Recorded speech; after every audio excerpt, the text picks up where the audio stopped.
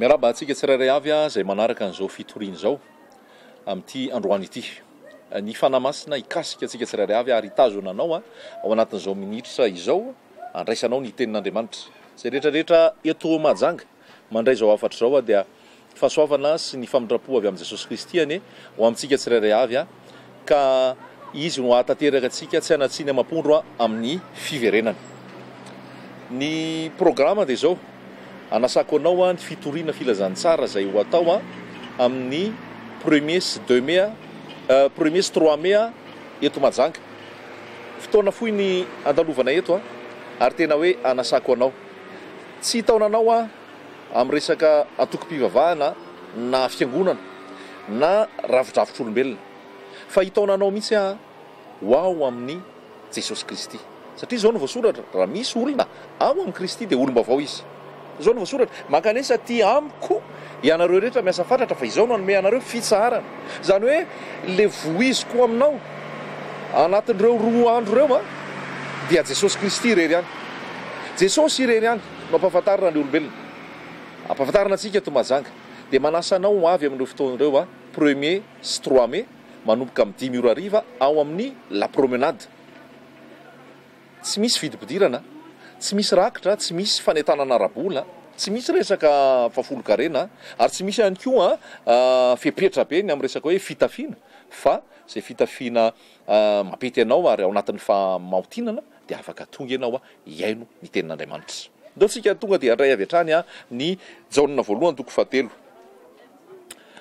Jaonina voalohany toko 7 andininy 5. Jaonina voalohany toko 7 andininy 5. Ary fantatrareo fa izy no naseho hanaisotra ny ota ary tsy mba misy ota ao aminy. Dia toizantsika, izay rehetra mitoetra ao aminy dia tsy manota, izay rehetra manota dia tsy mahita na nalala azy. Anaka, aza vela isa mitaka anareo, izay manao ny marina no marina, eny marina taka azy. Izay manota dia avy amin'ny devoly, satria ny devoly manota hatramin'ny voalohany. Izao no nisehoany ny zanak'Andriamanitra dia niandrava ny asan'ny devoly. Izay rehetra nateraka Andriamanitra no tsy manota satria ny vony mitoetra ao anatiny, ary tsy mahay manota izy satria nateraka Andriamanitra. Amen. Nateraka Andriamanitra ianao sa tsy nateraka Andriamanitra?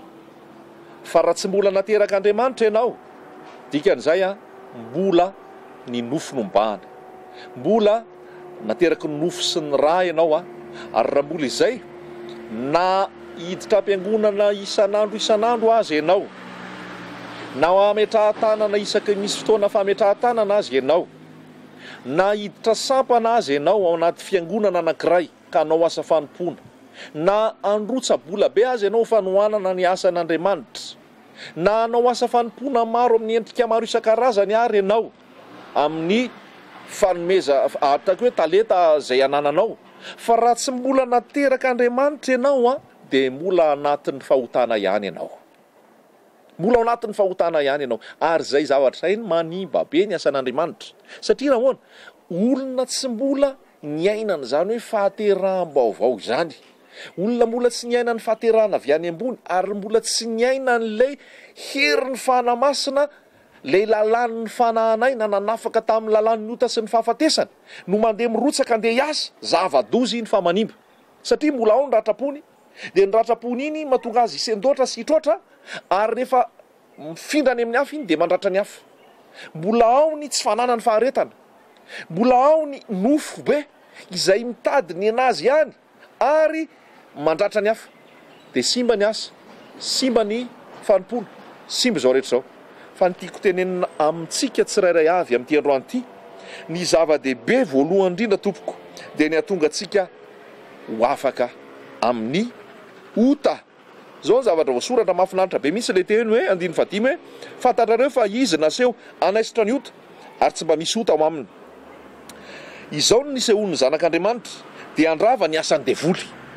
Zany ny tena filazantsara tiana tenenina aminao hoe ao anaty fiangonana zany anie raha tena hoe miasa ny fanahy ary tena raha tenin'Andriamanitra ny mandeha tsy tonoana anaty fiangonana zany ny fijangajangany raha ao anatin'ny fiangonana zany ange raha tena hoe miasa ny tenin'Andriamanitra tena olona matahotra an'Andriamanitra ny ao hoe ny atao hoe fiangonana masy dia hoe eklésia zany hoe nivoaka ny atao hoe fiangonana dia tsy fikambanan'ny olona fotsiny mba te hivory sy te harivavaka dia manana anarana hoe zay avy atsy amin'ny fiangonana zao na zay avy atsy amin'ny fiangonana zaroa iny dia ny foronon'olombelona fa ny atao hoe fiangonana le tiako lazaina anao dia le olona nateraka avy any ambony matitoko faina ambe folo dia hoy Jesosy Kristy mahasen'ny Petera hoe lazaiko aminao fa ianao no Petera ary eo ambon'ity vatolampy ity no andrenako ny fiangonako meko anao ny fanalahidin'ny fanjakan'ny lanitra na inona iny vahana ho tia tany dia vahana any an-danitra na inona fehezana ho tia tany dia fehezana any an-danitra ary ny vavadiny fiainatsita tsy arobaka azy le fiangonana tiako lazaina aminao dia ny olona nateraka avy any ambony ary olona nandray ny fanamasina olona nateraka indray olona nybebaka olona nanolo tena marina ho an Jesosy Kristy olona nandray ny hery ny fanamasina zao no natoko voalohany ny faharoa ambin'ny folo izay rehetra nandray azy dia nomeny hery ho tonga zanak'Andriamanitra zay ny zavatra misy zany hoe mahatonga atsika ho fiangonana dia ny fandraisantsika an Jesosy ary io fiangonana io rehefa nandray an Jesosy io dia masina io tsy handeha vosigara tsony tsy handeha vozava-matombelona majanga moa dia ny anarana hoe mahajanga zany hoe ao anatiny hoe misy hoe janga ao misy hoe fizangazangana ao dia hoe tanàna anankiray izay amoron-dranomasina misy ny mpivahiny sy ny tatsambo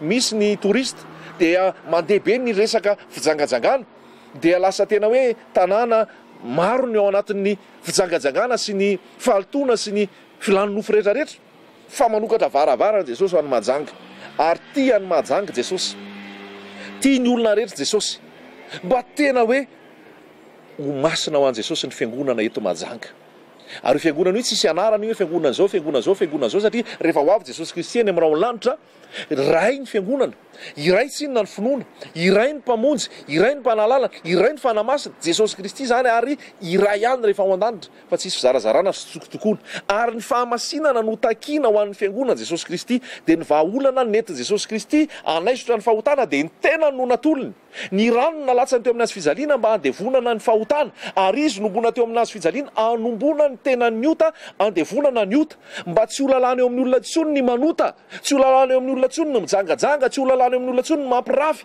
tsy ho lalana eo amin'ny olona tsony ny mandeha amin'ny filany nofo tsy ho lalana eo amin'ny olona tsony ny mangalatra ny tikely manao kolikoly manao taratasy tsy marina sy ny fanaovana zavatra rehetrarehetra tsy araka sy sitrapon'Andriamanitra be da be nge ny miditra am-piangonana e be da be nge ny kristianina e be da be nge ny milaza fa mpiambana amina fiangonana zao zao e kanefa mbola anaty fijangajangana mbola anaty fampirafesana mbola anaty fialonana mbola anaty kolikoly mbola anaty lainga mbola anaty alatra mbola anaty osika satria nahoana tsy nateraka Andriamanitra tsy nateraka Andriamanitra fa mazava be mihitsy eto hoe izay nateraka Andriamanitra no tsy manota satria ny vonony mitoetra ao aminy ary tsy mahay manota izy satria nateraka Andriamanitra miditra eo amin'ilay nateraka Andriamanitra zany tsika tsy miteny mihitsy izy hoe zay mpandray fanasan'ny tompo no tsy manota tsy miteny mihitsy izy hoe zay manao asa fanompona ny tsy manota tsy miteny mihitsy hoe zay pastera na lehilahin'Andriamanitra na diakona na mpiandry ny tsy manota fa be da be ny olona ao anatin'ireny mbola andevon'ny fahotana lazaiko anao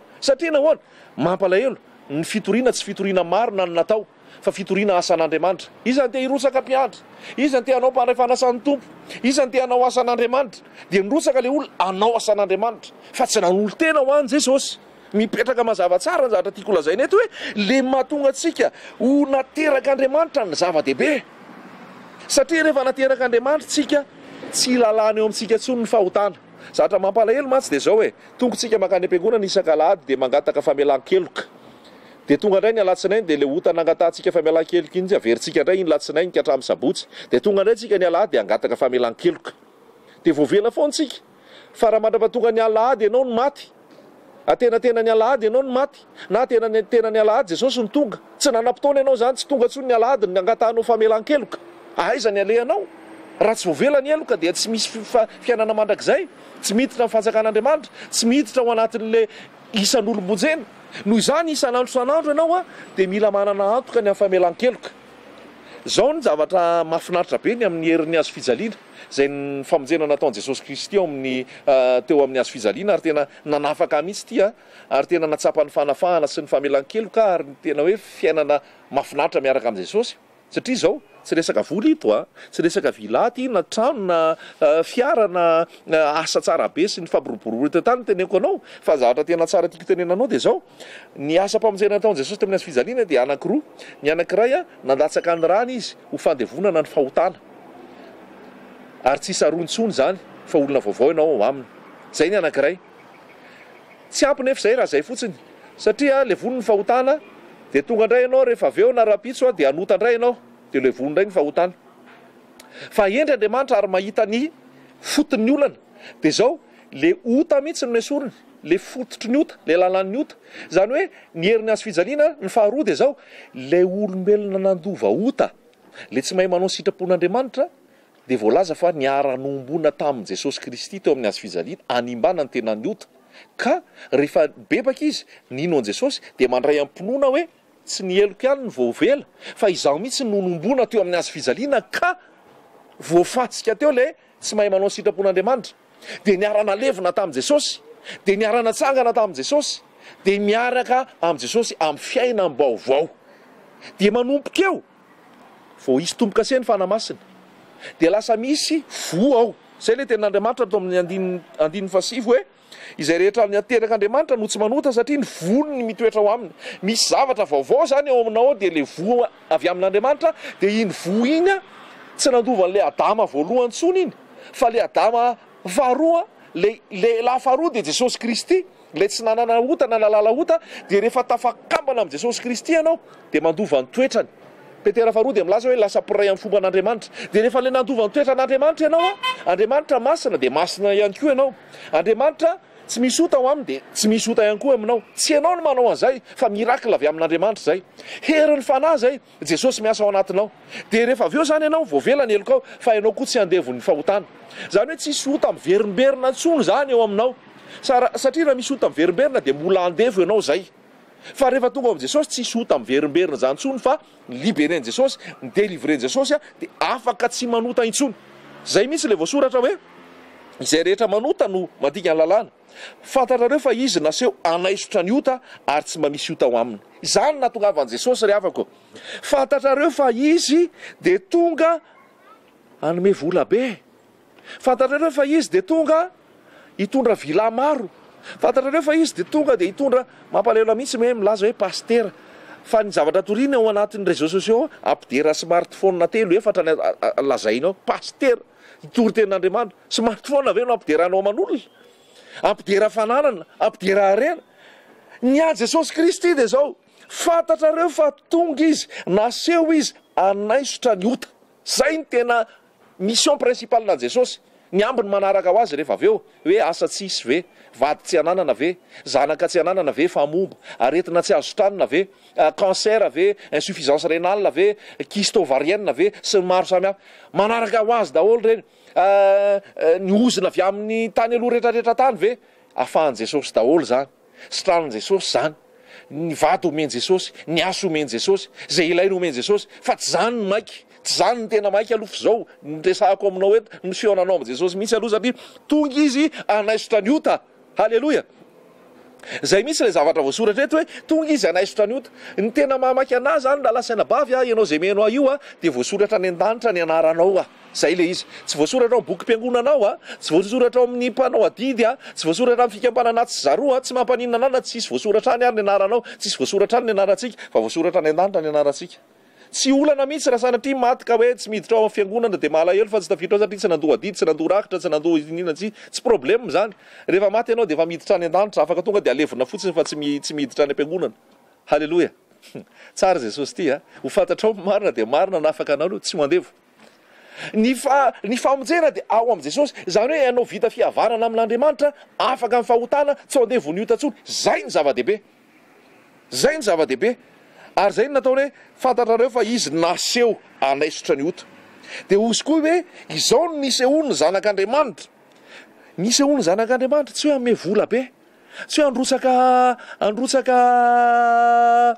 anapokabizina zafady amin'ny fomba fitenenana nanao fipoahana arabola dia antokanao mpanefoefo tsy zany natongava zanak'Andriamanitra. Natongava zanak'Andriamanitra ry avako dia tsotra mazava be andrava ny asan'ny devoly. Inona ny asan'ny devoly?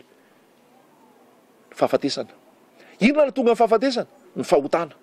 Ny problème Jesosy zany natonga azy teto tany dia zao ny anafaka anao amin'ny fangejan'ny ota, anafaka anao amin'ny fangejan'ny devoly, hidelivre anao, atonga anao ho afaka anao ny sitrapon'Andriamanitra. Satria tsy zay rehetrarehetra manao amiko tompoko hoe gala evangelika rindrakira ara-pilazantsara atsapanahy fitoriana asa fanompony tsy zay rehetrarehetra manao tompoko no hitina fahasakan'Andriamanitra fa zay manao sitrapony raiko zay any an-danitra. Tsy afaka anao sitrapony ray zay any an-danitra nefa ianao raha tsy nateraka ao am' Jesosy Kristy, raha tsy nateraka Andriamanitra.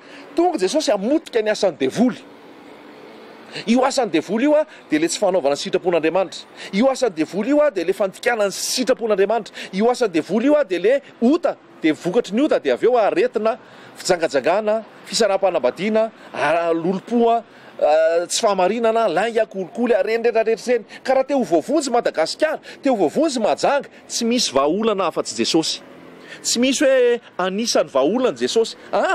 Jesosy misy ny vahaolana. Jesosy Kristy zanak'Andriamanitra velona. Indro zanak'Andriamanitra manaisitra ny fahotana zao tontolo zao natokavany amotika ny asan'ny devoly.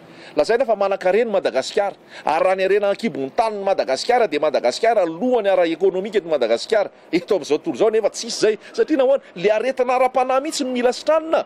Le aretina am-po mihitsy no mila sitranina. Le fisarana amin'Andriamanitra mihitsy no mila ampihavanana amin'Andriamanitra ianao ka ny ampihavanao amin'Andriamanitra dia tsy fianakaviam-be raisam-pirenena sy ny sisa akory fa ny fampihavanana aminao amin'Andriamanitra dia Jesosy Kristy irery ihany. Jesosy Kristy tia anao, raiso izy, ampidiro am-po izy. Avy aloha izy anjaka amin'ny fiainanao ray manontolo, mivavaha eo am-pitoerana eo. Misaotra Jesosy fa nalatsaka ao ny ranao, ary misaotra fa ny ranao manadio aho afaka amin'ny tsy fahamarinana rehetra. Misaotra fa niara-nombona taminao ihany koa hanombanany tena ny ota, ary niara-lalaivana tao aminao, ary rehefa mitsangana dia olom-baovao aminao. Tsy manan-kery amiko intsony ny lalàna, tsy manan-kery amiko intsony ny ota, tsy manan-kery amiko intsony ny fahafatesana, fa mba misy voa napetraka ao ato amiko dia io voa io anaovako sitraponao isan'andro san'andro. Misaotra ny amin'ny herin'ny fananao masina omenao aho fa io hery io mahafahako manao sitrapon'Andriamanitra. Ho an'i Jesosy ny voninahitra, manasa anao avy heriko ihany. Misy fitoriana filazantsara ohatrohatr'izany zavatra henonao any zany amin'ny 1er sy 3 mai ao amin'ny la promenade manomboka amin'ny 5:00 la promenade eny amin'ny Boro. Anasako anao manokana avy heriko ihany tsy hitaonanao amina tokom-pivavahana, tsy hametraka anao ambany vata famarana, ambany fikambanana sy hametraka anao amin'olombelona fa hitondra anao eo amin'ny Jesosy Kristy ary hitondra an'i Jesosy Kristy ho anao. Tongava, tsy misy vidim-pidirana, tsy misy rakitra, tsy misy fahafolo-karena, tsy misy fanentanana arabola, tsy misy